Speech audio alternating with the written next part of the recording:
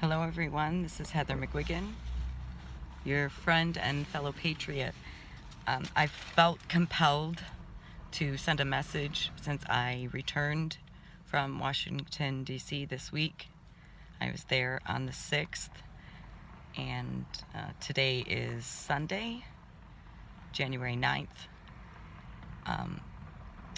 But as the days have passed, my wanting to record a message to send has not subsided. Therefore, I must submit and transmit. And so I know that there are a few things that I want to make clear to everyone. I know that we're all fighting this battle, and it's important that you know that this is a war, that we are at war, that we've been at war, and it's an information war. It's a war of good versus evil. It's a war of the spirit. Ultimately, it's a war of resolve and knowingness and faith in truth and faith in God and faith in love. That being said, this is what I would say is the most critical point in this battle, where even I, for the first time in this whole thing, have had moments of faltering in my trust in God, while at the same time this process has brought me to the greatest faith and trust in God that I've ever had in my life. So that being said, I know that there is a battle over knowing what is true and what is real, and so I'm here to share with you what, for however much you trust my voice as a source of truth, to know what I experienced, so that you can at least know that these experiences are real and that this is true.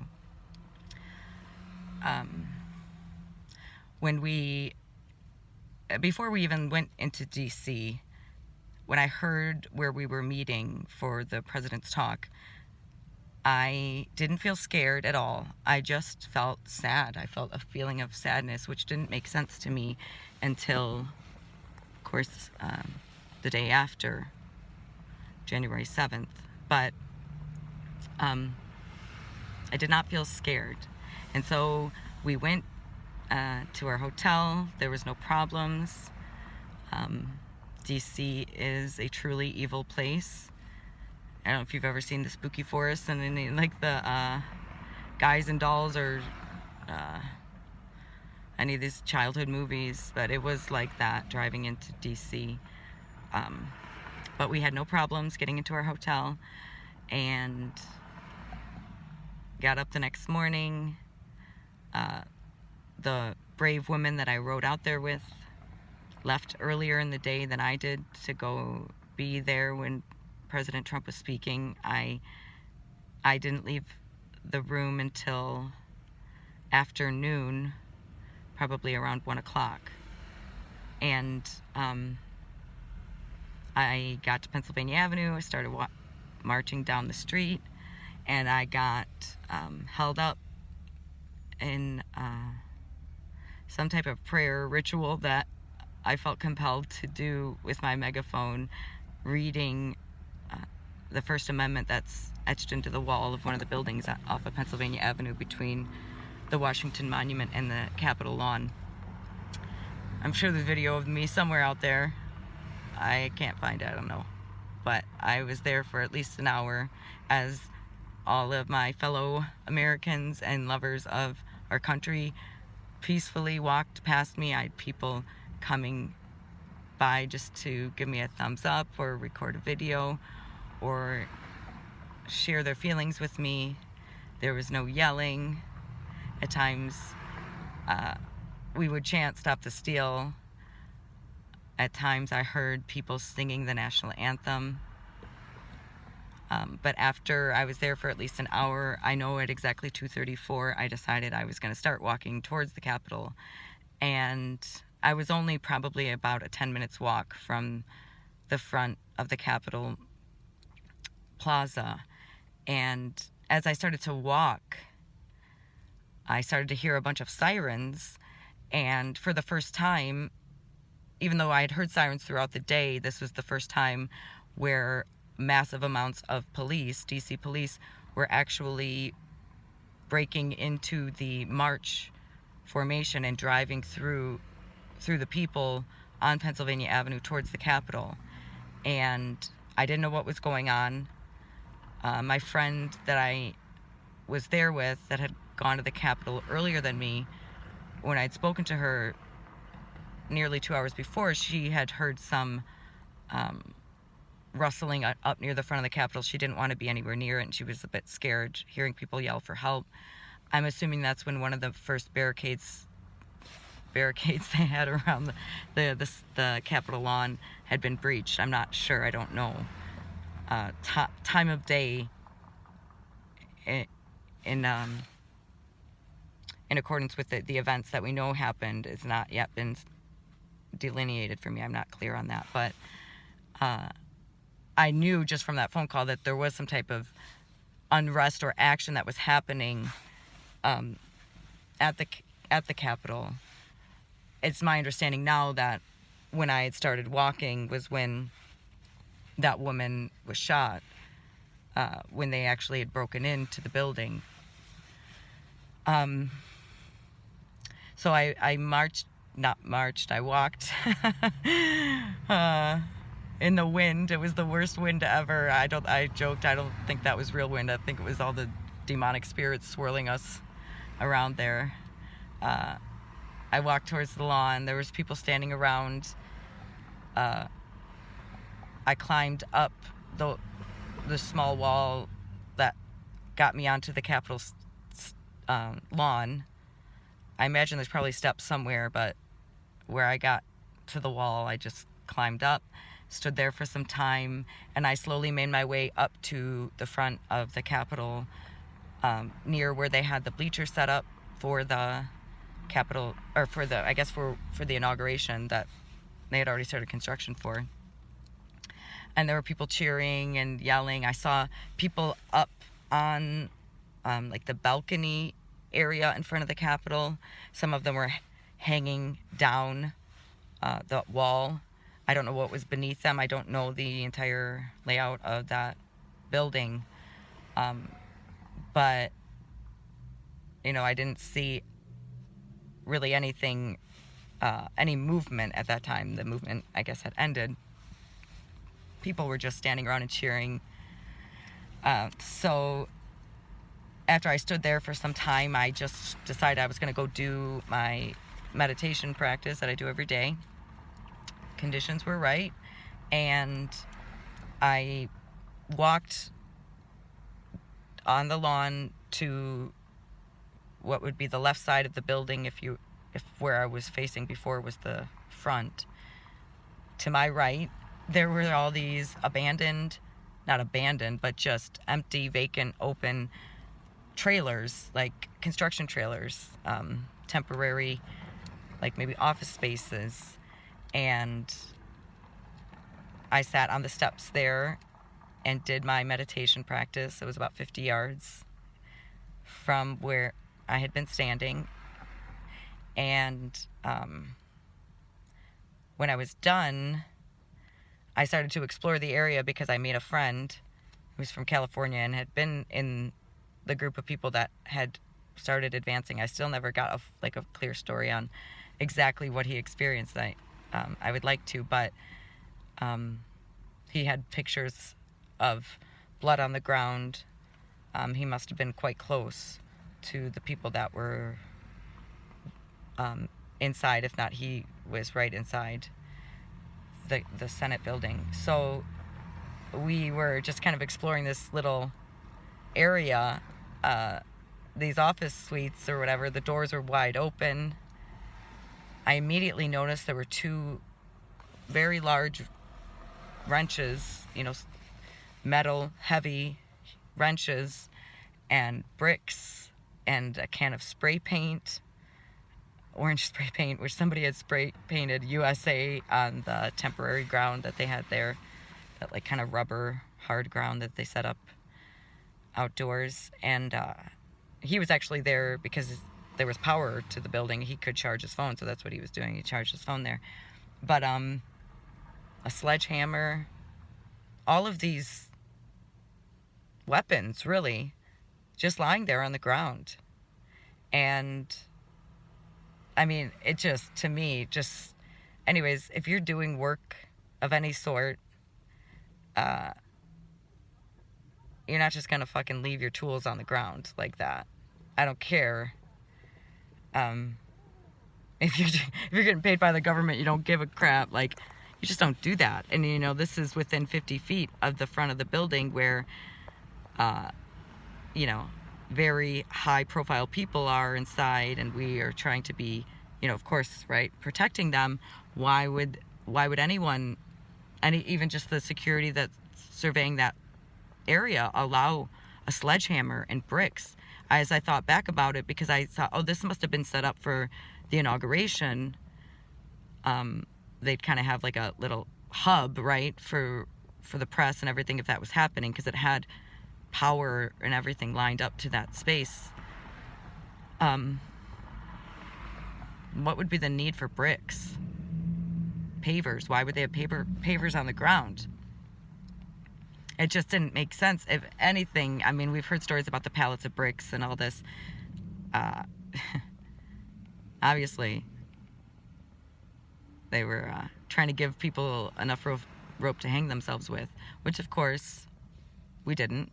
But after exploring that for about 5 minutes, some Capitol policemen walked up to me and my friend, and it was so crazy because the feeling that I got immediately from this officer was guilt. Like, he felt guilty because he was immediately justifying his position as part of the Capitol Police by telling me that, you know, he didn't vote for Biden, but he does have a family to feed, and, you know, he needs to have a job, and which I of course responded with, you know, there are people that, you know, we if this comes to war, you know, your wife wants you to come home. She wants her husband to come home at night. So, you know, it might come to a point where you'll need to pick an allegiance in line with your values. So remember that. This was before I knew that the doors of the Senate had been opened up, that they had opened up all the barricades. I mean, the barricades that were protecting entrance to the area that I was from the outside were, I mean, all you had to do was lift up the metal barricade, like it was one of those like mid-level barricades, long type things. I don't know what they're called. It was not protected at all. It's not secured at all. But you know, this was before I knew that it had been a setup, that it had been intentional,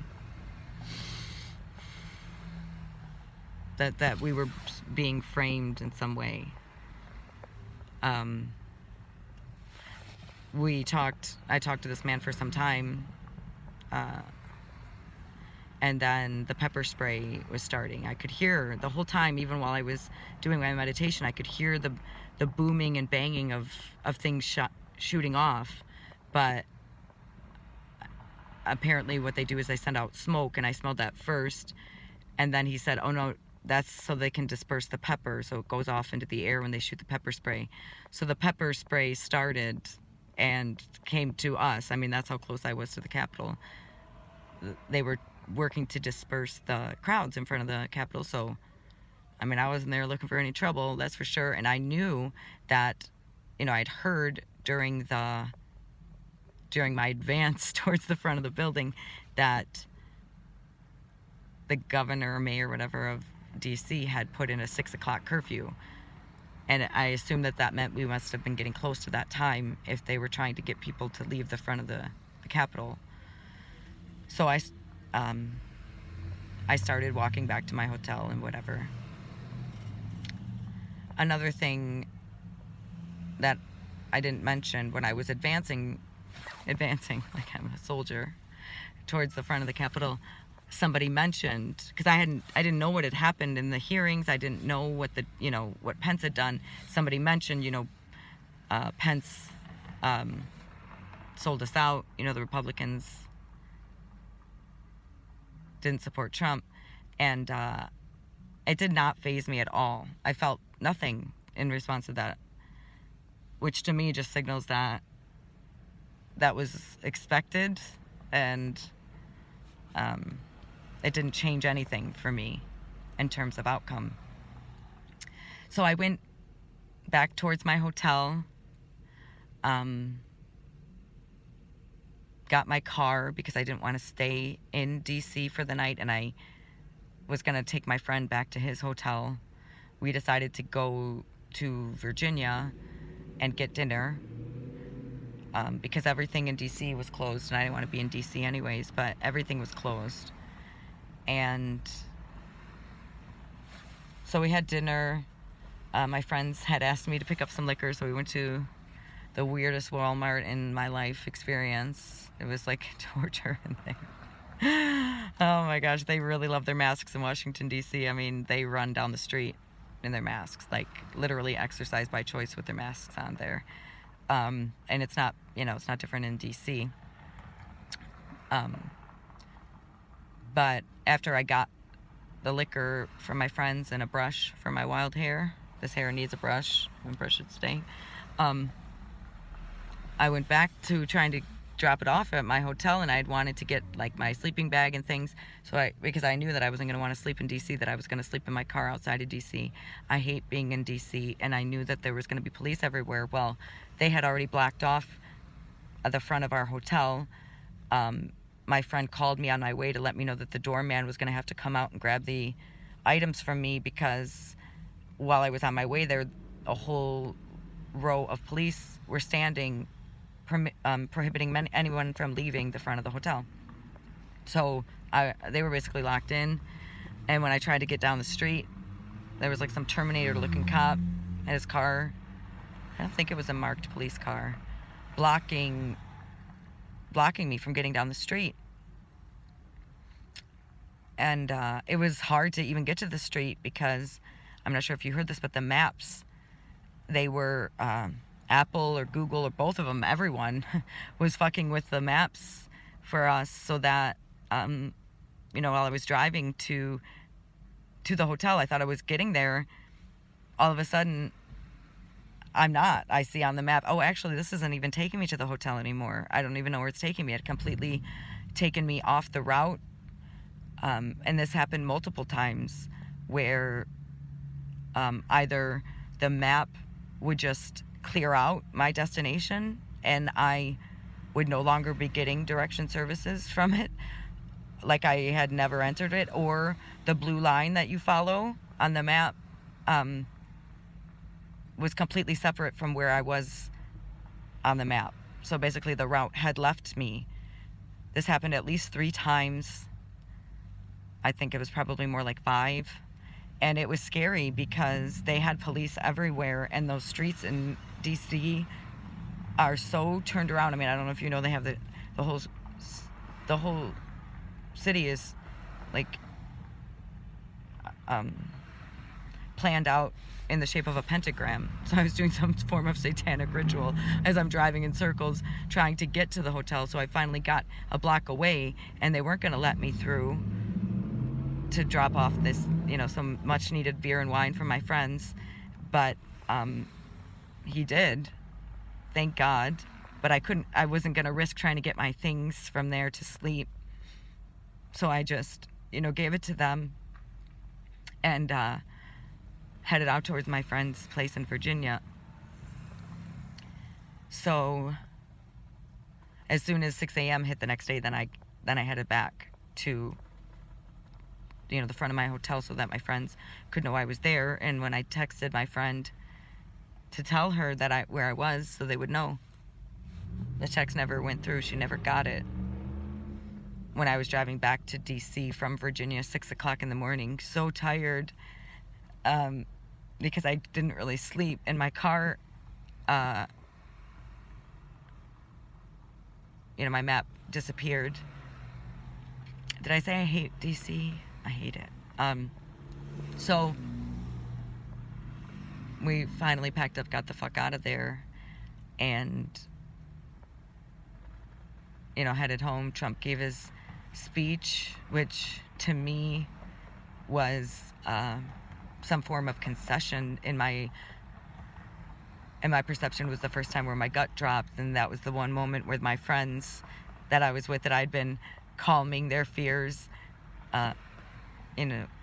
returned the favor and assured me of the steps of concession, and that wasn't a concession.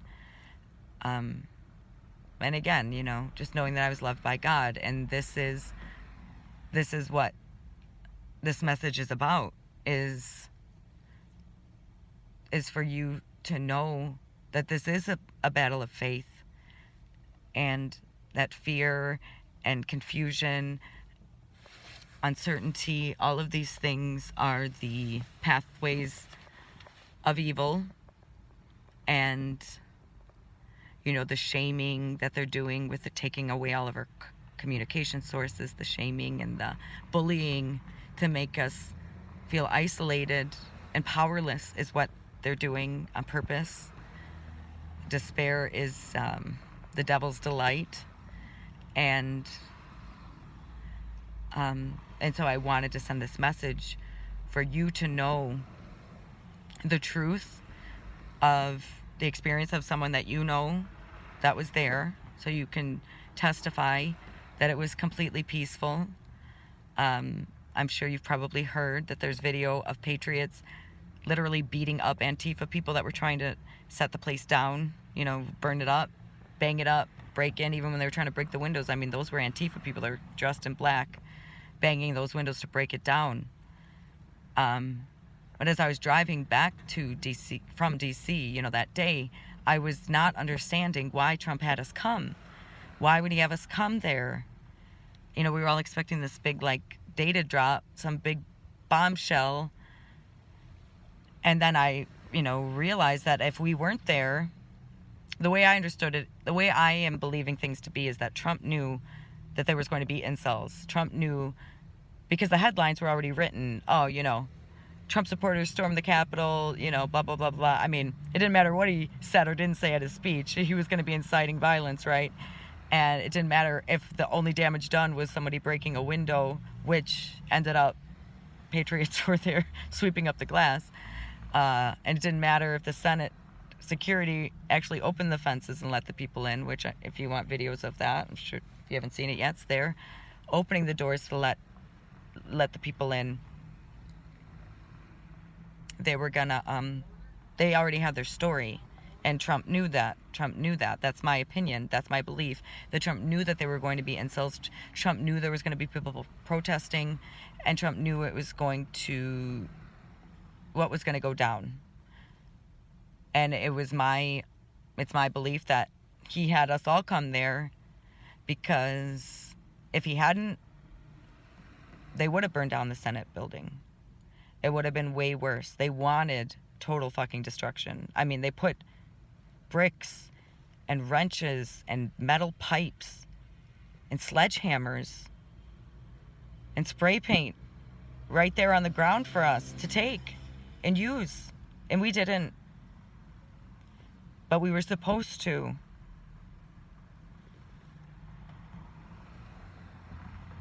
But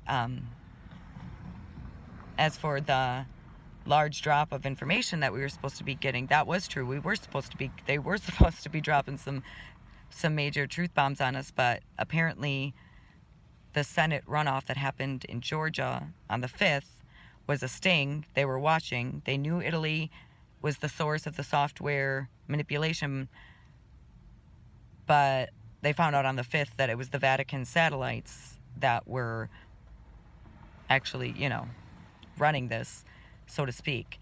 And when they found that out, that opened up a whole new can of worms and prevented them from disclosing their hand, so to speak, because the plot got so much thicker. So this message isn't for information or prediction or knowing of what is going to happen. This message is just to share with you what happened with me and what I feel. And for as much, like I said, that you trust my perspective, trust my voice, that's how much you can use it as your own, as a statement, a testimony of what occurred in DC.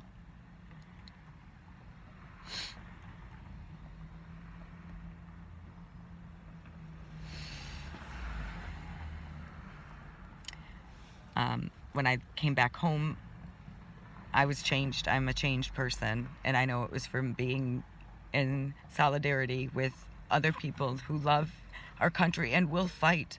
I will fight. I will shed blood. I will sacrifice. We've become comfortable and complicit in our freedom. We've taken our country for granted. We haven't been forced to sacrifice the men that we love for a war. We haven't had to take any sacrifice for our freedoms, and now is the time. You know, it was on purpose that they set up all these social networks for us to communicate with, so that they could take them away, getting us to think that that's the only way we have to reach out to each other. We still have our voice. We still have our street corners. We have our signs. We have our megaphones. We have our telephones. We have our, I don't know about email, honestly. We do need to find a new email, because even though they didn't shut down Parler, when I tried to reset my password using my Gmail email address, every single link that they sent me, you know, to my Gmail that I opened in Gmail was invalid. And then when I clicked on the help button, or the help link in my email from Parler, it said, you know, in my Gmail email, it said access denied. So there is definitely a way for them to pull the rug out, you know, from us. We need a secure email system.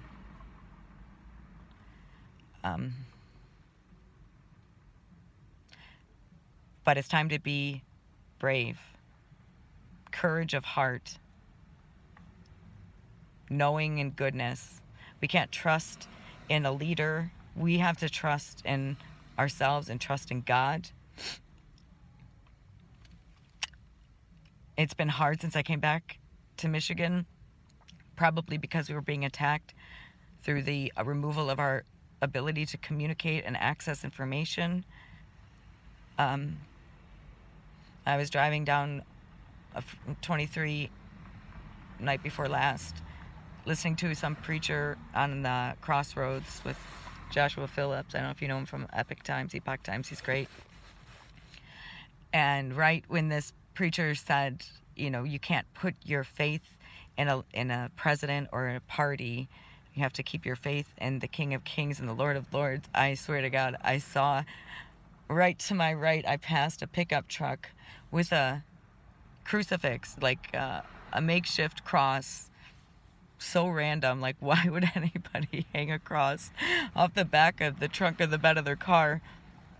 I mean, I know I was out in the sticks, Hicksville, whatever, but it was a it was a testimony of God's affirming of the truth of what I was hearing at that time, and what I am to know, which is the faith and the knowing of and goodness and God and truth is something you can hang your hat on, and that's all that matters. We don't have to know what's going to happen. We just have to know that we are loved and God has got us, and you don't have to betray your faith for anybody.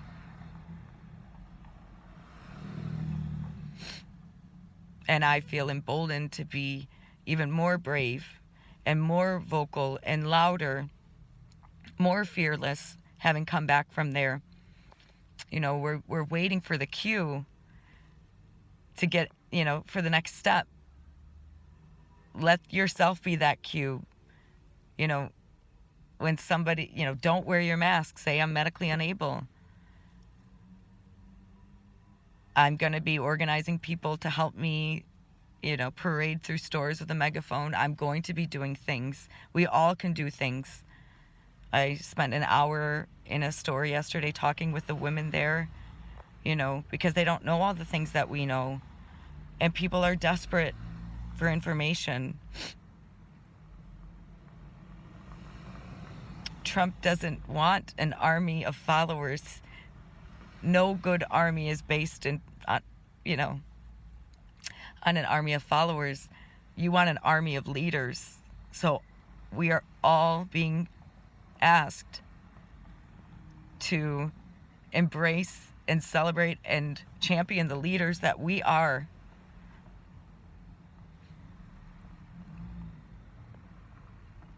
Because none of us want to have to fight our neighbors. There's other ways to fight this than in violence. And search for the ways that make sense to you and do it. Just keep doing it.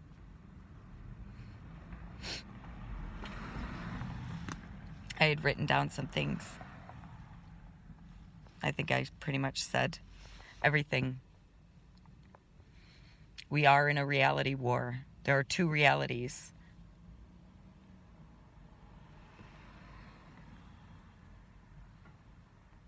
But we can't be mean to the people who are addicted to the fear and the fear porn that have been sucked in through their own trauma and lack of faith in God.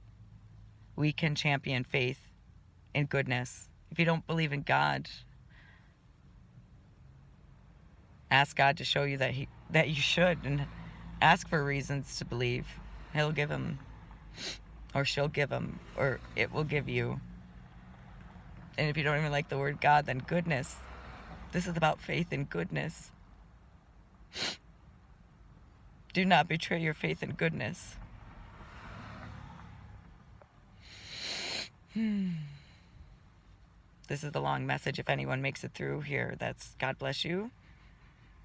And if no one does it, no one watches it, at least I got it out. Everything that I want for you to know. In love, always, Heather.